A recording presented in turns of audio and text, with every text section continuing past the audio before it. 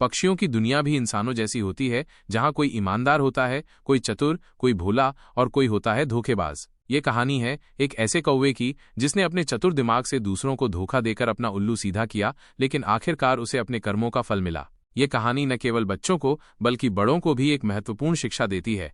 धोखा चाहे जितना भी चालाकी से दो, एक न एक दिन पकड़ा ही जाता है। बहुत समय पहले की बात है, एक बड़ा सुंदर जंगल था जिसका नाम था पंचवटी वन। इस जंगल में अनेक जानवर और पक्षी रहते थे। हाथी, हिरण, शेर, तोता, मैना, उल्लू, गीदड़ और एक चालाक कौवा जिसका नाम था कालू। कालू दिखने में तो एक सामान्य काला कौवा था, लेकिन उसका दिमाग बहुत तेज था। वो हमेशा दूसरों से चालाकी से काम निकलवाता और खुद मेहनत करने से बचता। वन के सभी जानवर उसे पसंद नहीं करते थे। कुछ उसे चतुर मानते थे तो कुछ धोखेबाज, पर चूंकि वो मीठी मीठी बातें करता था, बहुतों को अपनी बातों में फंसा लेता। कालू और कबूतर। एक बार जंगल में खाने की भारी कमी हो गई। बहुत से पक्षी और जानवर भूख से परेशान थे। कालू ने देखा कि एक झुंड कबूतर हर दिन खेतों से दाना लेकर आता है। उसे एक विचार आया। वो कबूतरों के सरदार शुभम के पास गया और बोला, भाई शुभम, तुम रोज इतने सारे दाने लाते हो, लेकिन क्या तुम्हें पता है कि उनमें जहर भी हो सकता है? शुभम चौंक गया। क्या मतलब? कालू ने गंभीरता से कहा, मैंने देखा है किसान कुछ जगहों पर जहरीले दाने डाल रहे हैं ताकि पक्षी न खाएं। तुम मुझे अपने लिए दाने लाने दो, मैं सूंघ कर बता सकता हूं कि दाना सुरक्षित है या नहीं। शुभम ने सोचा, ये तो अच्छा है, हम जहर से बच जाएंगे। और फिर उन्होंने कालू को रोज दाने लाने का काम सौंप दिया। अब कालू क्या करता? वो ज्यादातर दाने खुद खा जाता और बाकी कबूतरों को दे देता। धीरे धीरे कबूतरों की हालत खराब होने लगी, लेकिन वे सोचते रहे कि ये तो जहर से बचने का उपाय है। एक दिन शुभम ने छिपकर देखा कि कालू अकेले खेत में बैठकर भरपेट खा रहा है और थोड़े से दाने अलग रख रहा है। सच्चाई सामने आ गई। शुभम ने गुस्से में आकर कहा, कालू, तू धोखेबाज निकला। कालू मुस्कराया और उड़ गया। भाई, चतुराई को धोखा मत कहो। कालू और शेर वीरभद्र। कालू की अगली चाल थी शेर वीरभद्र के पास जाना। उसने सोचा, अगर मैं शेर के करीब हो गया तो मुझे कभी भोजन की कमी नहीं होगी। वो शेर के पास गया और बोला, महाराज, आप जंगल के राजा हैं, लेकिन आपके आसपास कोई सलाहकार नहीं। मैं चाहूं तो आपकी रक्षा कर सकता हूं। मैं आसमान से देख सकता हूं कि कौन आपकी ओर आ रहा है। शेर को ये बात पसंद आई। उसने कालू को अपना राज्य सलाहकार बना लिया। अब कालू रोज शेर के लिए मांस लाने वाले जानवरों को देखकर कहता, महाराज, वो हिरण बहुत मोटा है, उसे मारिए। फिर शेर शिकार करता और कालू अपना हिस्सा खा जाता। धीरे धीरे वो अन्य जानवरों को डराने भी लगा। मैं शेर का सलाहकार हूं, अगर तुमने मेरी बात नहीं मानी तो मैं शेर से कह दूंगा। जानवर डर गए। कुछ ने शिकायत भी की, लेकिन शेर को लगा कि कालू उसके लिए वफादार है। ज्ञानदत्त उल्लू की योजना।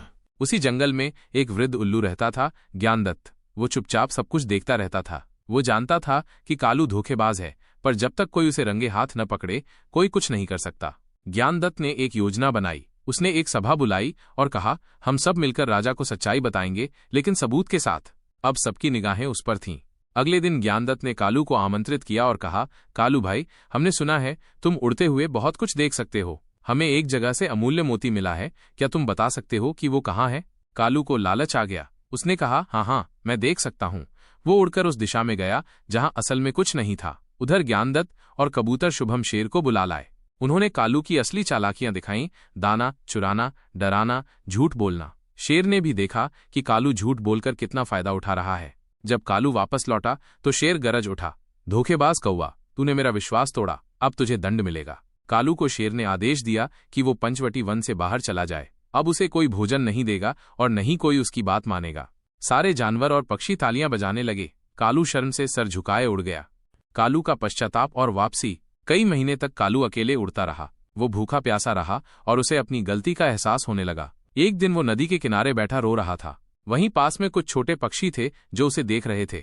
उनमें से एक गौरैया ने कहा, अगर तुम सच में पछताए हो तो जंगल लौटकर माफी मांगो। कालू ने निश्चय किया कि वो अब किसी को धोखा नहीं देगा। वो वापस पंचवटी वन आया। सब उसे देखकर चौंक गए, पर कालू ने सबके सामने सिर झुकाकर कहा, मुझे माफ कर दो, मैं अब धोखेबाज नहीं, मेहनतकश कौवा बनूंगा। शेर वीरभद्र ने उसकी आंखों में पछतावा देखा और कहा, तुझे एक और मौका दिया जाता है, लेकिन अगर फिर से धोखा दिया तो सजा और भी कड़ी होगी। अब कालू ने सबकी मदद करनी शुरू की। वो छोटे पक्षियों को दाना लाकर देने लगा, बूढ़े पक्षियों के लिए पानी की व्यवस्था करता और शेर को ईमानदारी से रिपोर्ट देता।